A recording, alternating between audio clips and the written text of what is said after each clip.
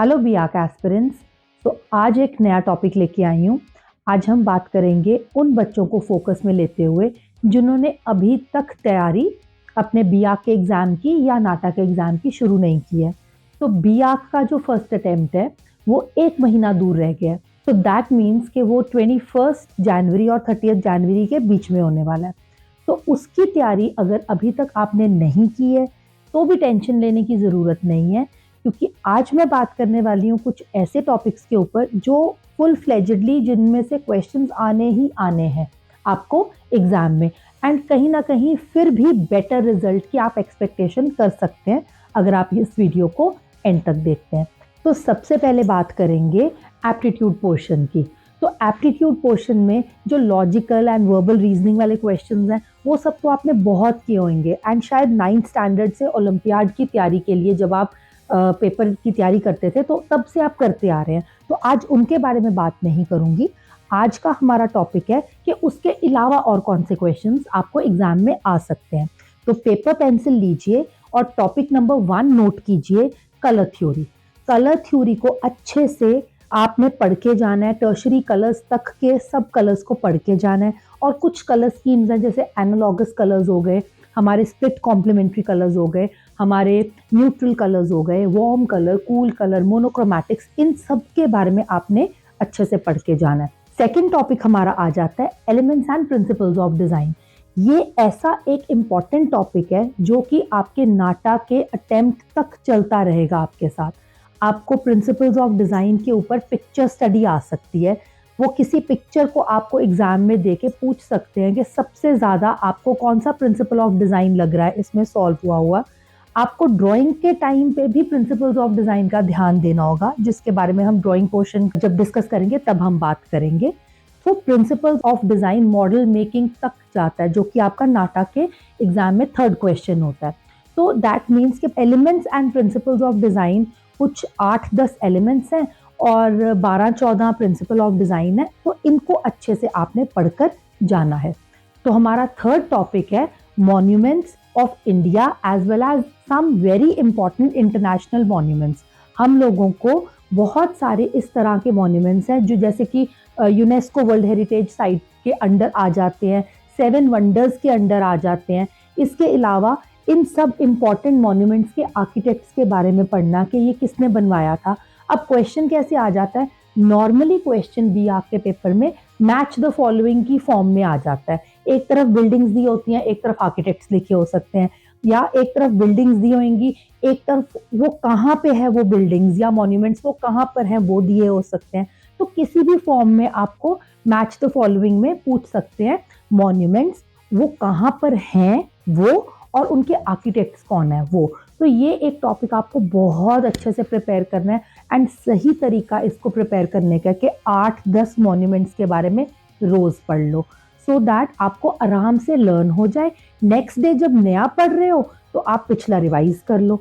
ठीक है, तो ये तो एक सिंपल मेथड है, आप इसको कर सकते हैं। तो जो अगला टॉपिक मैं आपके साथ डिस्कस करने वाली हूँ वो बहुत इंपॉर्टेंट है, और पिछले कुछ सालों में उसके बेस पे जो क्वेश्चंस है वो बहुत ज़्यादा आते हैं। तो वो टॉपिक है हमारा फुल फॉर्म्स। अब आर्किटेक्चर रिलेटेड फुल फॉर्म्स बहुत ज़्यादा पूछी जाती हैं। फॉर एग्जाम्पल हुडको की फुल फॉर्म पूछ लेंगे, फॉर एग्जाम्पल COA की फुल फॉर्म पूछ लेंगे, और इस तरह के क्वेश्चंस के साथ एक और टाइप ऑफ क्वेश्चंस हैं जो हमारी नेक्स्ट जो आप कहेंगे टाइप ऑफ क्वेश्चंस हो जाएंगे हमारे, वो हैं बिल्डिंग मटेरियल्स के ऊपर questions. What do you mean by building materials?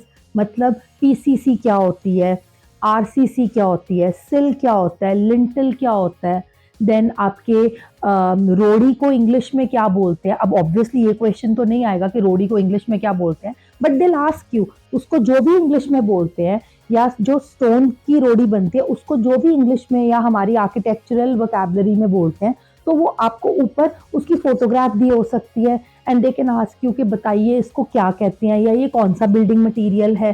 ठीक है, या आपको कुछ और ऐसे ऐसे क्वेश्चंस हैं, आपको पिक्चर दी होती है किसी ना किसी बिल्डिंग मटेरियल की, क्या मान लीजिए पेवमेंट की फोटोग्राफ दी हुई है, आपको कोई प्रोजेक्शन निकली हुई है उसकी फोटोग्राफ दी हुई है, या डोम की फोटोग्राफ दी हुई है। तो इस तरह के क्वेश्चंस भी आ जाते हैं। इसमें एक और चीज़ भी है, आपको डिफरेंट टाइप ऑफ डोम्स के बारे में पता होना चाहिए, आपको डिफरेंट टाइप ऑफ आर्चेस के बारे में पता होना चाहिए। तो ये कुछ ना पक्के क्वेश्चंस हैं कि इसमें से क्वेश्चंस आएंगे ही आएंगे। एट द सेम टाइम थोड़ा बहुत आपको डोर्स एंड विंडोज की टाइप के बारे में पता होना चाहिए कि क्लियर स्टोरी विंडो कौन सी होती है, बे विंडो कौन सी होती है। देन एक और इसके साथ टॉपिक रिलेटेड है जो है हमारा स्टेयरकेस। स्टेयरकेस के ना पार्ट्स के बारे में क्वेश्चन आ जाता है। फॉर एग्जाम्पल बलूस्टर क्या होता है, या नेवल पोस्ट किसका किस चीज का पार्ट है, या आपको फिगर दी होगी एंड दे आस्क यू कि ये कौन सी टाइप ऑफ स्टेयरकेस है। तो ये सारे क्वेश्चंस आप लोगों ने अच्छे से प्रिपेयर कर लेने हैं। ऐसे ही ड्राइंग टाइम, जब आपके ड्राइंग के क्वेश्चंस आने, उसमें भी 2-3 चीजें ना अगर आप आज से ही बनानी शुरू कर देंगे तो आपको कोई दिक्कत नहीं होगी, आप एटलीस्ट एक रिस्पेक्टेबल मार्क्स के साथ पेपर क्लियर कर जाएंगे। तो सबसे पहले आपने ध्यान देना है ज्योमेट्रिकल शेप्स के ऊपर, और उन ज्योमेट्रिकल शेप्स को यूज करके आपने सबसे पहले 2D कॉम्पोजिशंस बनानी है एंड 3D कॉम्पोजिशंस बनानी है। ऑब्वियसली अब देखिए 2D कॉम्पोजिशंस हैं तो इसमें यूज होंगी आपके square, rectangle, Oval, circle, triangle, ठीक है, ये सब चीजें यूज करके स्टार्ट मेकिंग 2D कॉम्पोजिशंस, और उनको कलर थ्योरी के साथ रिलेट करके कलर स्कीम्स के बीच में उसको कलर करना शुरू कीजिए। फॉर एग्जाम्पल आपको पता होना चाहिए कि क्वेश्चन आ गया कि वार्म कलर्स यूज करने हैं तो कौन से कलर्स यूज करने हैं, वो क्वेश्चन आ गया मोनोक्रोमैटिक्स यूज करने हैं तो आपको पता होना चाहिए कि मोनोक्रोमैटिक्स होते क्या हैं, तभी आप उसको ड्राइंग में यूज कर पाएंगे ना। तो इस तरह से एक तो ये टाइप ऑफ क्वेश्चन हो गया।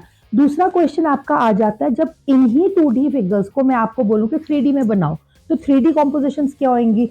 क्वेश्चन कुछ ऐसे आ जाता है, आपके पास 2-3 क्यूब्स हैं, 2-3 स्फीयर्स हैं, सिलेंडर है, कोन है या पिरामिड है, तो ये सारी चीजें ऐसे इकट्ठी पड़ी हुई हैं एक टेबल के ऊपर, एंड मेक द कॉम्पोजिशन। और एक डायरेक्शन से लाइट आ रही है तो शैडो को भी साथ में बनाइए। तो इस तरह के क्वेश्चंस को आप अच्छे से प्रैक्टिस कर लेंगे। दैट मीन्स ज्योमेट्रिकल फिगर्स को आपने हाथ पे चढ़ाना है। दूसरे टाइप ऑफ क्वेश्चन में कभी पब्लिक सीन आ जाता है या कभी आपको कोई पिक्चर कॉपी करने के लिए आ जाती है।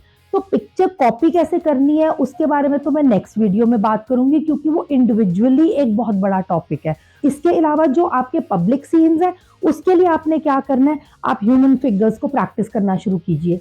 बहुत इजी है, क्योंकि जो आर्किटेक्चरली हम ह्यूमन फिगर्स बनाते हैं उसमें हम आईज, देन नोज, मतलब फेशियल फीचर्स नहीं बनाते, we just give a cut shape दे देते हैं फेस की, या अगर हैंड बनाना है तो we just give this shape, और हैंड की फिंगर्स, नेल्स, ये सब नहीं बनाते हैं। तो ह्यूमन फिगर्स कंपैरेटिवली बनानी इजी है। 1 पॉइंट 2 पॉइंट पर्सपेक्टिव को हाथ पे चढ़ा लो, बट 1 पॉइंट पर्सपेक्टिव के ऊपर तो अच्छे से आपने डिटेलिंग कर लेनी है। Start making figures in 1 point perspective, दूर जाती आपको फिगर छोटी नजर आएगी, दूर जाते पेड़ पौधे नजर जो आएंगे वो छोटे नजर आएंगे। Start making vehicles, vehicles are very important. 2-3 तरह के व्हीकल सीख लो, एक कार सीख लो, एक स्कूटर या कोई साइकिल सीख लो, एक आप कुछ भी जैसे जैसे ये जो आइसक्रीम की तब आपके कार्ट्स होते हैं, रेडियां होती हैं, ये बनानी सीख लो, ठीक है। तो ये 1-2 चीजें ऐसी हैं कि ये जब आप अपने सीन में ऐड ऑन करते हो तो वो उसमें आपको बहुत फायदा होता है। बस बनानी सीख लो, कई बार बस स्टॉप का सीन आ जाता है, इसके अलावा 1-2 बारी रेलवे स्टेशन का सीन भी आया है। तो आज आके सबसे ज्यादा इंपॉर्टेंट है ह्यूमन फिगर्स के ऊपर फोकस करो, प्लांट्स के ऊपर फोकस करो, क्योंकि दूर सीन को खत्म होते हुए हम ट्रीज के साथ ही दिखाएंगे। 1-2 सीन्स में अपने पेज पर पोस्ट कर दूंगी, आप वहां से रेफरेंस ले सकते हैं। देन उसके बाद आपने अपने सीन को इनहांस करना है। अब कई बच्चों की बड़ी आदत होती है, अगर ऑयल पेस्टल्स बोल दिया या पेंसिल कलर बोल दिया तो छोटे बच्चों की तरह सारा ही सीन कलर कर देते हैं। ना ना ना ना, we just have to enhance our scene. तो माइक्रो टिप पेन आपके पास हर दम होना चाहिए, या 10 रुपए वाला कोई भी बॉल पेन जो फैलता ना हो, मतलब, और उसकी निब पतली हो, 0.3 mm की निब हो, वो आपके पास हमेशा होना चाहिए। उससे आपने अपना सीन सारा डार्क कर लेना है, और कुछ पोर्शंस को जैसे स्काई हो गया, ट्रीज हो गए, कुछ पोर्शन को आपने कलर करना है और इनहांस कर देना है अपना सीन।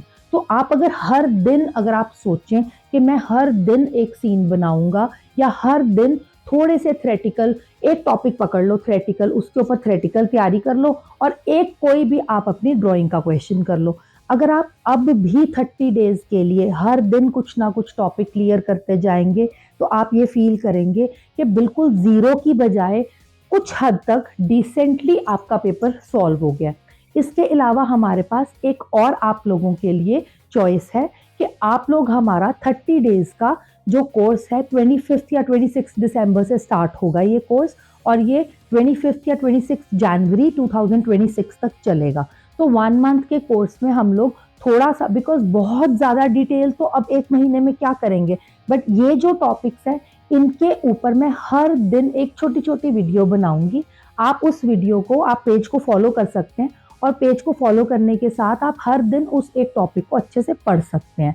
तो हम छोटी छोटी वीडियोस बनाते जाएंगे और उसमें आप देखेंगे कि आपके ये जो भी थ्योरेटिकल पोर्शन वाले जो मल्टीपल चॉइस क्वेश्चन के सवाल हैं वो उनके आपको जवाब मिलते चले जा रहे हैं। एक एक टॉपिक को we will be covering every day.